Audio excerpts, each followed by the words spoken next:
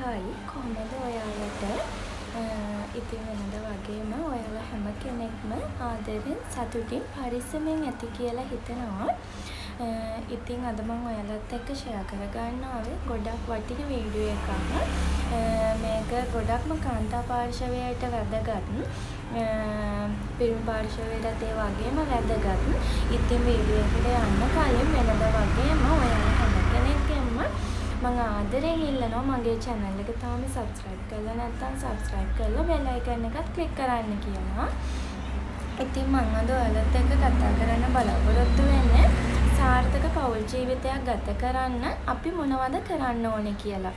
ඉතින් අපි චුට්ටක් කතා කරමු. පෞල් ජීවිතයක් කියන්නේ නොගැලපෙන දෙන්නෙක් නොගැලපෙන පිරිසක් එකට එකතු වෙලා ජීවත් වෙන එක තමයි. අපි යාළු වෙලා ඉන්න කාලේ අපි ගත කරන ජීවිතයට වඩා හාත්පසින්ම වෙනස් ජීවිතයක් තමයි අපිට මැරි කරාට පස්සේ ගෙවන්න වෙන්නේ. ඉතින් මේ ජීවිතය ගෙවන විදිය පුද්ගලයාගෙන් පුද්ගලයාට වෙනස්. ගොඩාක්ම මම දන්න විදිහට මම දකින විදිහට පෞල් ජීවිතයේ ආරම්භයේදී තියෙන සතුට අර අපි යාළු වෙලා ඉන්න කාලේ අපි ආදරෙන් ඉද්දි තියෙන ආදරයම පෞල් ජීවිතේ පටන් ගත්ත මුල තියෙනවා. ඊට පස්සේ ඒ දෙන්න නිතර ගැටෙනකොට ටික දවසක් යනකොට මේ පෞල් ජීවිතයේ සතුට නැති වෙලා යනවා. මේකට විවිධාකාරයේ විවිධ හේතු තියෙනවා. ඉතින් අන්නේ හේතු මග ඇරගෙන අපි අපේ පෞල් ජීවිතය සාර්ථක කරගන්න ඕනේ. මොකද මේ ලෝකේ කිසිම පුද්ගලයෙක් 100% පරිපූර්ණ නැහැ. ඒ වගේම මේ ලෝකේ කිසිම කෙනෙක් එක්ක අපිට කිසිම විදිහකින් අපේ සිතුම් පැතුම් එක ගනුදෙනු කරන්නත් බෑ. එයාගේ සිතුම් පැතුම් එක එයාගේ ජීවන රටාවත් එක්ක අපේ සිතුම් පැතුම් අපේ ජීවන රටාව මේ හැමදේම එකිනෙකට වෙනස්. ඉතින් ජීවත් වෙනකොට මෙන්න මේ දේවල් අපිට මුණ ගැහෙනකොට අපිට ජීවිතේ ගෙවාගෙන යන්න හරි අමාරුයි. ඉතින් ඒක නිසා තමයි පෞල් ජීවිතයක් ඇතුලේ යම් ගැටලු මතවාද ඇති වෙන්නේ. ඉතින් ඒ ගැටලු අවම කරගෙන සාර්ථක පෞල් ජීවිතයක් ගත කරන්නේ කොහොමද කියලා තමයි අද මම ඔයාලත් එක්ක කතා කරන්නේ. ඉතින් සාර්ථක පෞල් ජීවිතයක් ගත කරන්න නම් අපි මුලින්ම කරන්න ඕනේ එක්කෙනෙකුට තරහ ගියාම තව කෙනෙක් නිහඬව සිටීම. ගොඩක් ගෙවල් වල සාමාන්‍යයෙන් අපේ වැඩිහිටි පරම්පරාව නම් ওই දේවල් චුට්ටක් අනුගමනය කරනවා. දැන් ඉන්න තරුණ පරම්පරාවේ නම් මේ දේවල් ගිලිහිලා තියෙනවා. ඇයි මං එයාට යටත් වෙන්නේ? ඇයි මං එහෙම කරන්නේ? ඇයි මාත් කටපියන් ඉන්නේ කියලා ඒ දේවල් හිතලා සැමියාට තරහ ගියොත් බිරිඳත් තරහ ගන්නවා, බිරිඳට තරහ ගියොත් සැමියාත් තරහ ගන්නවා. ඉතින් මෙන්න මේ වගේ දේවල් ඇති වෙනවා. ඉතින් අපේ පෞල් ජීවිත තුලත් ඒ වගේ යම් මතවාද තිබ්බා නැතුව නෙමෙයි. හැබැයි අපි මේ පෞල් ජීවිතය තුල ඉදිරියට ගමන් කරනකොට අපිට තේරෙනවා අපි මේ වගේ දේවල් කරලා හරියන්නේ නැහැ. මෙන්න මේ විදිහට තමයි අපි ගත කරන්න ඕනේ කියලා. ඉතින් අපි අපේ පෞල් ජීවිතේ ඒ විදිහට වෙනස් කරගන්නවා. ඉතින් මේක මං හිතනවා මං මේ කියන දේවල් ටික ඔයාලටත් වැදගත් වෙයි කියලා. මේ දේවල් කරන පුද්ගලයෝ ඉන්නවා නම් ඒ දේවල් වළක්ව ගන්න. එහෙමත් නැත්නම් ඉදිරියට අලුතින් මැරි කරන්න ඉන්න කෙනෙකුට මෙන්න මේ පාඩම් ටික ඉගෙනගෙන තමන්ගේ පෞල් ජීවිතය සාර්ථකවම ගත කරන්න. මොකද කිසිම ප්‍රශ්නයක් නැතුව ඉස්සරහට යන්න. ඒ කියන්නේ දැන් අපේ ජීවිතය තුළ වුණත් අපි මුලදී තිබ්බ ගැටුම් තත්ත්ව දැන් නැහැ. මොකද අපිටත් අපි පෞල් ජීවිතය ගෙවාගෙන යනකොට තමයි අපි අපේ වැරදි අඩුපාඩු තේරුම් අරගෙන අපි හදාගන්නේ. ඉතින් මම හිතනවා මේ වීඩියෝ එක අලුතින් පෞල් ජීවිතයකට පියමනින කෙනෙකුට ගොඩාක් ප්‍රයෝජනවත් වෙයි කියලා. මොකද එයාට 100%ක්ම එයාගේ පෞල් ජීවිතය සාර්ථකව ගත කරන්න පුළුවන් උපදෙස් ටිකක් තමයි මම දෙන්නේ. ඉතින් ඒව අනුගමනය කරොත් කවදාවත් ඔයාගේ පෞල් ජීවිතය ඇතුලේ ගැටලුවක් පැන නගින්න නැතුව ඔයාට පෞල් ජීවිතය සාර්ථකව ගෙනියන්න පුළුවන්. ඉතින් මම කියපු පළවෙනි කාරණාව තමයි දෙන්නම එකවර තරහ ගන්නේ නැතුව ඉන්න එක. හොඳම දේ එක්කෙනෙකුට තරහ ගියොත් එක්කෙනෙක් නිහඬව ඉන්න එක. දැන් අපි හිතනවා අයියෝ එයා තරහ ගත්තේ මගේ වැරද්දකට නෙමෙයිනේ කියලා ඔයාටත් තරහ යනවා. මොකද මගේ වැරද්දක් නැහැනේ. ඉතින් ඇයි එහෙම තරහ ගත්තේ කියලා ඔයාටත් තරහ යනවා. ඉතින් එහෙම නැතුව එයා කේන්තියෙන් ඉන්න ඔයා ඔයාගේ කේන්තියක් පිට කරොත් ඔයාලා දෙන්න අතර ගැටුමක් පැන නගිනවා. ඉතින් ඒක නිසා හොඳම දේ එක්කෙනෙකුට තරහ ගියාම අනිත් කෙනා තරහ ගන්නේ නැතුව ඉඳලා අරයාගේ කේන්තිය නිවුනහම ඔයා ඔයාගේ කරුණ ඔයාගේ හරි වැරද්ද පැහැදිලි කරලා දෙන එක. දෙවෙනි කාරණාව තමයි ඔයාගේ බිරිඳව ඔයාගේ සැමියව අනිත් පුද්ගලයන් සමග සංසන්දනය කරන්න යන්න එපා. අර ගෑන් ළමයා මෙහෙමයි මේ ගෑන් ළමියා මෙහෙමයි අර හස්බන්ඩ් මෙහෙමයි මේ හස්බන්ඩ් මෙහෙමයි එයා මේ විදිහට සලකන්නේ එයා මේ විදිහට සලකන්නේ එන්නේ ඒ වගේ දේවල් ඔයාලගේ පෞල් ජීවිතය ඇතුළත ගේන්න එපා. දැන් ඔයාගේ හස්බන්ඩ් ඇවිත් ඔයාට කිව්වොත් අරයා මෙහෙමයි කියලා ඔයාට දුක හිතෙනවා. ඒ වගේම තමා ඔයත් තව හස්බන්ඩ් කෙනෙක් ගැන හස්බන්ඩ් කිව්වොත් එයාටත් දුක හිතෙනවා. ඉතින් මෙන්න මේ වගේ පුංචි දේවල් වලින් ඔයාගේ පෞල් ජීවිතය ඇතුළත විශාල ගැටුමක් ඔයාලා දෙන්න දික්කසාදය දක්වා යන්න පුළුවන් ගැටුමක් නිර්මාණය වෙන්න පුළුවන්. ඉතින් ඒක නිසා කිසිම වෙලාවක ඔයාගේ හස්බන්ඩ්වත් ඔයාගේ වයිෆ්වත් කිසිම කෙනෙකුට සංසන්දනය කරන්න යන්න එපා. ඊළඟ කාරණාව තමයි ඔයාගේ බිරිඳගේ ඔයාගේ සැමියාගේ වැරදි අඩුපාඩු ඔයාලගේ පවුලේ අයට සැමියාගේ පවුලේ අයට ඔයාගේ යාළුවන්ට සැමියාගේ යාළුවන්ට කිසි වෙලාවක කියන්න යන්න එපා. අපේ පෞල් ජීවිතයේ තියෙන ප්‍රශ්න තව කෙනෙකුට කියනවා කියන්නේ එක්කෝ අපේ ජීවිතයට එයාලා ඇතුල් වෙන්න බලනවා. එහෙම නැත්නම් එයාලා අපිට hina වෙනවා. අපි තෝරගත්ත පාරේ අපි යනකොට අපි තෝරගත්ත හෝ අපේ දෙමව්පියෝ අපිට තෝරලා දුන්න වෙන්න පුළුවන්. කොහොම වුණත් අපි මැරේජ් ලයිෆ් එකකට යනවා කියන්නේ අපි ඒ පුද්ගලයාව තේරුම් ගන්න ඕනේ. අපිට තේරුම් ගන්න බැරි වෙන අවස්ථා තියෙනවා. හැබැයි ඒ කොහොම අවස්ථාවක් වුණත් ඔයාලා දෙන්න අතර ගැටුමක් ඇති වුණොත් ඒක ඔයාලා දෙන්නම විසඳ ගන්නවා මිසක් කිසිම වෙලාවක තව කෙනෙක්ගෙන් උපදෙස් ගන්න යන්න එපා. අපි අතර මෙහෙම ප්‍රශ්නයක් වුණානේ මේකට මොකද කරන්නේ මෙහෙම වුණානේ කියලා ඔයාලගේ පවුලේ කෙනෙකුටවත් යාළුවෙකුටවත් කිසිම වෙලාවක කියන්න යන්න එපා. සමහර වෙලාවට ඒ පුද්ගලයාගේ උපදෙස් ඒ පුද්ගලයාගේ පිළිතුරු අපේ ජීවිතයට හානිකර වෙන්න පුළුවන්. ඉතින් ඒක නිසා ඔයාට සුදුසු නුවණ පාවිච්චි කරලා ඔයාලා දෙන්න අතර ගැටලුවක් පැන නැගුණොත් ඔයාලා දෙන්නම කතා කරලා ඔයාලා දෙන්නම මේ ප්‍රශ්නේ විසඳ ගන්නවා මිසක් ඔයාලා දෙන්නගෙන් පිටට කවදාවත්ම ඒ ප්‍රශ්නේ අරගෙන යන්න එපා. ඊළඟ කාරණාව තමයි ඔයා විවාහකයි කියලා කිසිම වෙලාවක අමතක කරන්න එපා. මොකද ගොඩක් අයට කසාද බැඳපු මුල් කාලේ මම දැන් විවාහක කෙනෙක්නේ කියලා අමතක වෙනවා. බිරිඳටත් සැමියටත් මේ දේ පොදුයි. බිරිඳක් වුණාම ඔයාට වගකීම් වැඩි වෙනවා. ඔයා තනිකඩව හිටපු අම්මා තාත්තා ළඟ හුරතලයට හැදුන කෙල්ල නෙමෙයි ඔයා විවාහ වෙලා ඒ ගෙදරට ගියාම. ඔයා ලේලියක් ඔයා බිරිඳක් ඒ වගකීම් ඔයා ඉෂ්ට කරන්න ඕනේ. ඉතින් පිරිමි පුද්ගලයෙකුටත් එහෙමයි. ඔයා විවාහ වුණා කියන්නේ ඔයා වෙනත් ගෙදරක හිටපු කාන්තාවක් ඔයාගේ ගෙදරට ඔයාගේ සහකාරිය විදිහට තෝරගෙන ඇවිත් තියෙන්නේ. ඉතින් ඒක නිසා ඔයාලා දෙන්නගේ වගකීම් ඔයාලා දෙන්න අනිවාර්යයෙන්ම ඉෂ්ට කරන්න ඕනේ. ඉතින් කිසිම වෙලාවක මම දැන් විවාහකයිනේ කියන එක අමතක කරන්න එපා. මොකද ගොඩක් අයට යාළුවෝ හමු වුණාම පාටි එකකට ගියාම මම දැන් විවාහකයිනේ කියන එක අමතක වෙලා එයාගේ නිදහස හොයන්න බලනවා. ඉතින් තමන් විවාහක වුණා කියන්නේ තමන්ගේ නිදහස හරියටම කිව්වොත් ඇත්තටම නැති වෙනවා හා සමානයි. මොකද සමහරු නම් කියනවා අයියෝ එහෙම ජීවිතයක් වැඩක් නැහැනේ. එයාගෙන් හැමදේටම අවසර ගන්න ඕනද? ඒ මොන කරදරයක්ද? එහෙම හරියන්නේ නැහැ කියලා කොහොම කියන අය ඉන්නවා. හැබැයි ඒ මොන දේ වුණත් අපි විවාහකයි කියන්නේ අපි ඒ පුද්ගලයාට අපේ ජීවිතේ භාගයක් බාර දීලා ඉවරයි.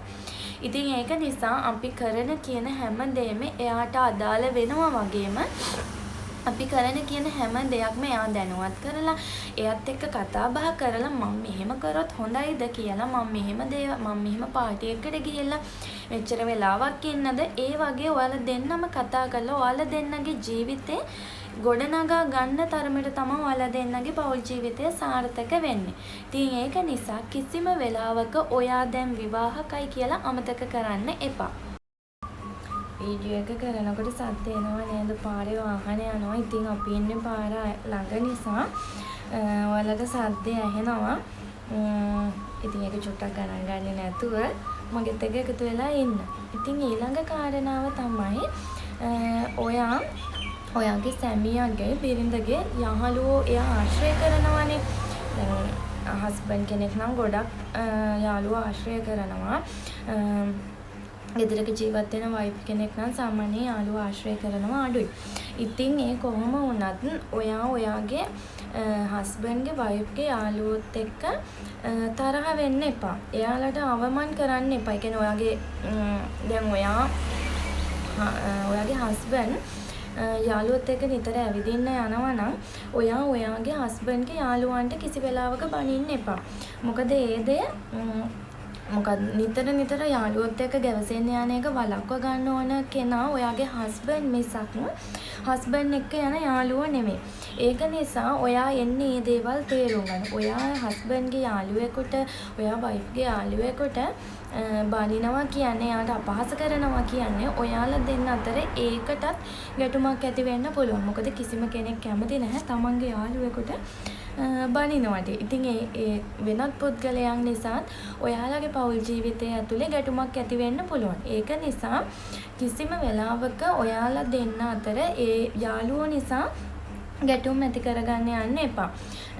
ඔයාට කියන දෙයක් තියෙනවා ඔයාගේ හස්බන්ඩ් වයිෆ්ට තේරුම් කරලා දෙනවා මිසක් ඔයාගේ එයා යන යහළුවන්ට, ආශ්‍රය කරන යහළුවන්ට කිසිම වෙලාවක එයා ඉදිරියේ එයත් එක්ක බනින්න යන්න එපා. ඊළඟ කාරණාව තමයි ඔයාලා දෙන්නගේ අවධානය ඔයාලා දෙන්න අතරම තියාගන්න ඕනේ. ඔයාලා දෙන්න කෙරෙහි අවධානයක් ඔයාලා දෙන්නගේ යුතුයකම් ඉෂ්ට කරන්න කිසිම කෙනෙකුට බාර දෙන්න එපා.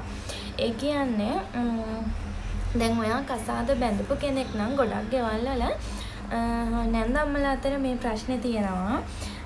පුතා කසාද බඳලා දුන්නට අම්මා කැමති නැහැ පුතාගෙන් අයින් වෙන්න. අම්මා කැමති පුතාව තාමත් තමන්ගේ පුතා තත්ත්වෙම තියාගෙන පුතාගේ දේවල් කරන්න. ඉතින් එහෙම කරනකොට බිරිඳකින් වෙන්න ඕනි යුතුයකම් සැමියාට වෙන්නේ නැහැ. ඉතින් ඒක නිසා ඔයාත් පුළුවන් තරම් උත්සාහ කරන්න ඔයාගෙන් වෙන්න ඕනි යුතුයකම් ටික හස්බන්ඩ්ට ඉටු කරන්න. හස්බන්ඩ්ුත් මොන දේ වුණත් ඔයාගේ බිරිඳට වෙන්න ඕනි යුතුයකම් ටික ඉටු කරන්න. ඉතින් කිසිම වෙලාවක හස්බන්ඩ්ුත් බිරිඳට වෙන්න ඕනි යුතුයකම් ටික ඉටු කරන්න. ඉතින් කිසිම වෙලාවක ඔයාලා දෙන්නගේ වගකීම් තව කෙනෙකුට පවරන්න එපා. උදාහරණයක් මම තව කියන්නම්. ඔයාලා නැන්දම්මලත් එක්ක ජීවත් වෙන කෙනෙක් නම් මේක අලුතෙන් කසාද බැඳලා යන අයට උනත් පොදුයි. දැන් නැන්දම්මලත් එක්ක ජීවත් වෙන කෙනෙක් නම් සාමාන්‍යයෙන් ගෙදර වැඩ නැන්දම්ම කරනවා. උයන පියන දේවල් නැන්දම්ම කරනවා. එතකොට ඔයාගේ හස්බන්ඩ් ජොබ් එකට ගිහින් ඇවිල්ලා කන්නේ ඔයාගෙන් නැන්දම්ම උයලා දෙන කෑම. ඉතින් එහෙම වුණාම ඔයාලා දෙන්න අතර අර තියෙන ඇති වෙන්න තියෙන පුංචි ආදරේ පවා නැති වෙනවා. මොකද හස්බන්ඩ් කන්නේ තමන්ගේ අම්මා උයන කෑමම තමයි. ඉතින් ඒක නිසා අඩුම තරමේ ඔයාගේ හස්බන්ඩ් ගෙදරට එන වෙලාවටවත් එයාගේ කෑම එක, එයාගේ තේ එක ඔයා පිළියෙල කරන්න. ඔයාගේ අම්මට තරහ වෙන්නේ නැතුව ඔයාලා දෙන්න මේ ප්‍රශ්න විසඳ ගන්න. ඒ කියන්නේ දෙන්න කියන්නේ ගොඩක් මේක නැන්දම්මලත් එක්ක තියෙන ප්‍රශ්නයක්. ඉතින් නැන්දම්මට පැහැදිලි කරලා දෙන්න. මම දැන් කසාද බැඳපු කෙනෙක්. මම තමයි ඔයාගේ පුතාගේ අයිතිකාරිය. ඉතින් තරහ වෙන්න එපා. අම්මටත් අම්මගෙන් වෙන්න ඕනි යුතුයකම් ටික ඉෂ්ට කරන්න කියන්න. ඉතින් ඔයත් ඔයාගෙන් වෙන්න ඕනි යුතුයකම් ටික තව කෙනෙකුට බාර දෙන්නේ නැතුව ඔයාගෙම ඉෂ්ට කරන්න බලන්න. එතකොට ඔයාලා දෙන්න අතරේ ආදරය වැඩි වෙන්න මෙන්න මේ වගේ දේවලුත් හේතුවක්. ඉතින් ඔයාගේ පෞල් ජීවිතය සාර්ථක කරගන්න මේ පුංචි කරුණු ගොඩාක් බලපානවා. ඉතින් ඊළඟ කාරණාව තමයි ඔයාගේ බිරිඳගේ කාර්යයන් අගය කරන්න. සමහර අය කියනවා මට ඇහිලා තියෙනවා ඔයාලා නම් මොනවද කරන්නේ, ඔයාලා ඉන්නේ ගෙදරට වෙලානේ කියලා. ඉතින් එක දවසක් ඔයා ගෙදරට වෙලා ඉඳලා බලන්න බිරිඳක් කරන කාර්යයන් ඔයාට ඉෂ්ට කරන්න පුළුවන්ද කියලා. ඉතින් ඒක නිසා පුළුවන් හැම වෙලාවකම ඔයාගේ බිරිඳව අගය කරන්න ඔයා වග බලා ගන්න ඕනේ. ඉතින් බිරිඳත් ඒ වගේ තමයි. මොකද ඔයාගේ හස්බන්ඩ් ගොඩාක් මහන්සි වෙලා එන්නේ ජොබ් එකට ගිහිල්ලා. එයාටත් එතන ප්‍රශ්න තියෙන්න පුළුවන්, විවිධාකාරයේ මානසික පීඩන තියෙන්න පුළුවන්.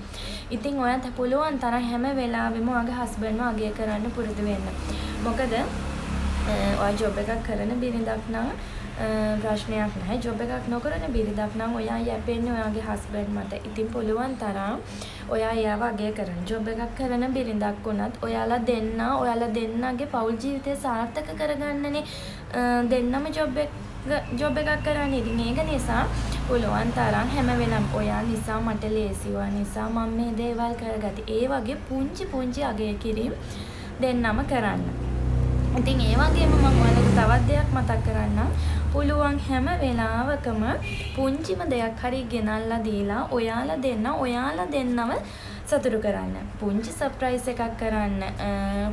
කාන්තාවක් නම් පුංචි කොණ්ඩ කටක් ගෙනල්ලා දුන්නත් හරි කැමතියි. හැබැයි යාට හොරෙන් මම මේක ඔයාටයි ගත්තේ, මන්ට මේ ඔයා මතක් වෙලා ගත්තේ, මම මේක ඔයාට දෙන්න තමයි අරගෙන ආවේ කියලා. ඉතින් ඔයාගේ හස්බන්ඩ් ගෙදර ඇවිල්ලා කියනකොට ඔයා මම අපි කවුරුත් කැමතියි. ඉතින් එන්නේ ඒ වගේ පුංචි සර්ප්‍රයිස් ඔයාලගේ පෞල් ජීවිතයට ඇතුළත් කරගන්න. මහා ලොකුවට සල්ලි දීලා මහා ලොකු වියදම් කරලා සර්ප්‍රයිස් කරන්න, සතුටු කරන්න ඕනේ නැහැ.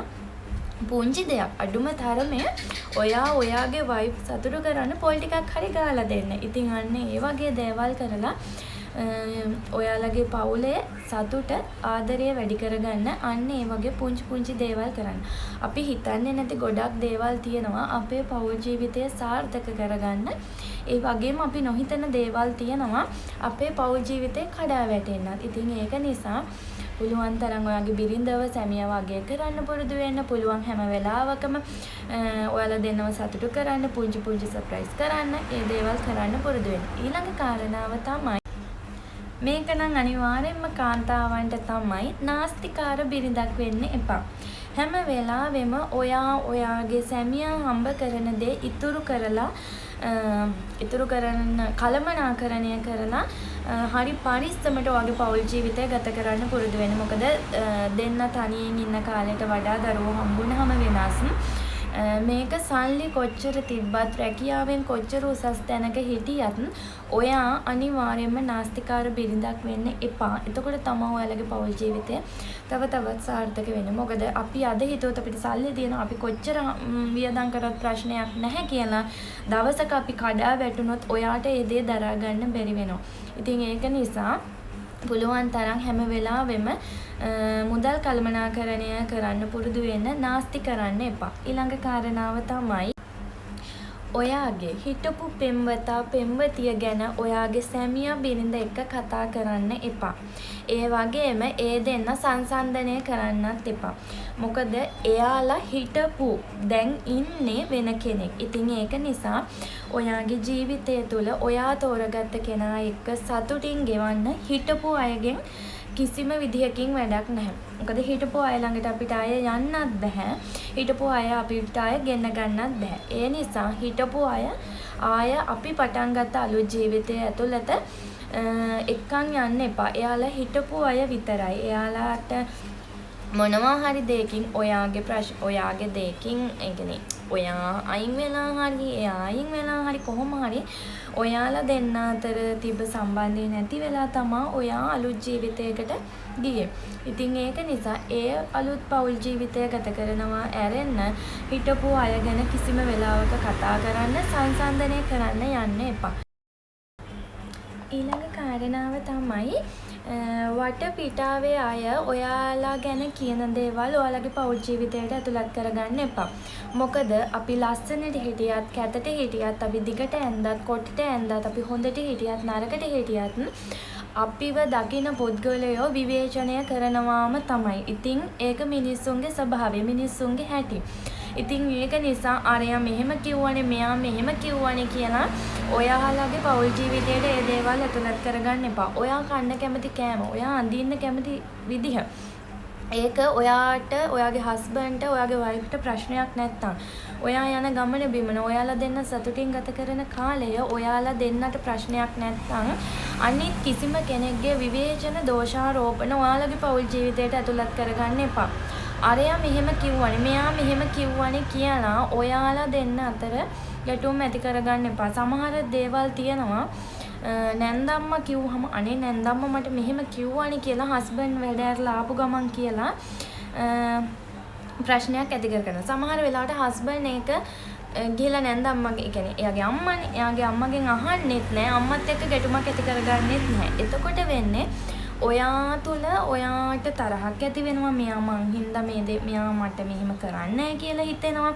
මෙන්න මේ වගේ දේවල් ඔයාට හිතෙනවා. ඉතින් ඒක නිසා නැන්දම්ම කියන දේවල්වත් මහමණ්ඩි කියන දේවල්වත් නෑදෑයෝ කියන දේවල්වත් අවට අය කියන දේවල්වත් ඔයාගේ පෞල් ජීවිතයට ඇතුළත් කරගන්න එපා. ඒ වගේම ඔයාගේ ජීවිතයට ඇතුළත් කරගන්නත් එපා. කවුරු හරි මොනවා හරි දෙයක් කියනවා ඇහුනොත් ඔයා මේ කනින් අහලා මේ කනින් පිට කරන්න. ඒක තමයි ඔයාගේ ජීවිතයට ගන්න පුළුවන් හොඳම දේ. මොකද මිනිස්සු කැමති නෑ අපි සතුටින් ජීවත් වෙනවට, අපි හොඳින් ජීවත් වෙනවට, අපි ලස්සනට ජීවත් වෙනවට. එයාලා හරි කැමති අපි අසතුටින්, අපි දුකින් ජීවත් වෙනවට. අපි කොහොම පෞල් ජීවිතය ගත කරත් ඒ අයට ප්‍රශ්නයක් නැහැ. එයාලා හරි කැමති අපේ පෞල් ජීවිතය, අපේ හැම දෙයක්ම අපි ලිවල වෙනවා. අපි දුප්පත් වෙනවා නම් ඉතින් ඒ වගේ අය නිසා අපේ ජීවිතය අපි නාස්ති කරගන්න ඕනේ නැහැ. ඉතින් ඒක නිසා ඒ වගේ අයගේ විවේචන ඔයාලගේ පෞල් ජීවිතයට ඇතුළත් කරගන්න එපා. ඔයාට කන්න ඕන කෑම ඔයාගේ හස්බන්ඩ් එක්ක කතා කරලා, ඔයාගේ වයිෆ් එක්ක කතා කරලා ඔයාලා ඒ දේවල් කරගෙන. ඔයාලට යන්න ඕන ගමන බිමන ඔයාලා දෙන්න තීරණය කරන්න. ඔයාලට අඳින්න ඕන විදිහ, ඔයාලට පළඳින්න ඕන විදිහ. ඔයාලා කොහොමද ඔයාලගේ ජීවිතේ ගොඩනගා ගන්න? ඔයාලා මොකද්ද කරන ජොබ් එක? ඒ හැම දෙම ඔයාලා දෙන්න කතා බහ කරලා ඔයාලා දෙන්නට අවශ්‍ය විදිහට කරගන්න. ඒ ඇරෙන්න අනිත් අයගේ විවේචනවත්, දෝෂාරෝපණවත්, අනිත් අයගේ උපදෙස්වත් ඔයාලගේ පෞල් ජීවිතයට ඇතුළත් කරගන්න එපා. ඊළඟ කාරණාව තමයි අනිත් අයගේ සතුට වෙනුවෙන් ඔයාලගේ සතුට වැය කරන්න එපා. මොකද අපි ගොඩාක් ගෙවල් වල කාන්තාවෝ ජීවත් වෙන්නේ අනිත් අයට ඕන විදිහට. වටපිටාවේ අයට ඕන විදිහට. මේක පිරිමි අයට නෙමෙයි, ගොඩක් තියෙන්නේ කාන්තාවන්ට. අයියෝ ඇඳුමක් ඇඳන් ගියත් හිතනවා අයියෝ අරියා මොනවා කියයිද? මේකප් එකක් දැම්මත් හිතනවා අයියෝ ලැජ්ජයි නේද? අරියා මොනවා හරි කියයිද? මොනවා හරි හිතයිද? එන්නේ ඒ වගේ දේවල් හිතෙනවා. ඉතින් අපි ජීවත් වෙන්නේ හරිම පුංචි කාලයක්. අපි අලුත් ගෙදරකට ලේලියක් විදිහට, බිරිඳක් විදිහට ගියත් ඔයාගේ සතුට තියෙන්නේ ඔයා ළඟ.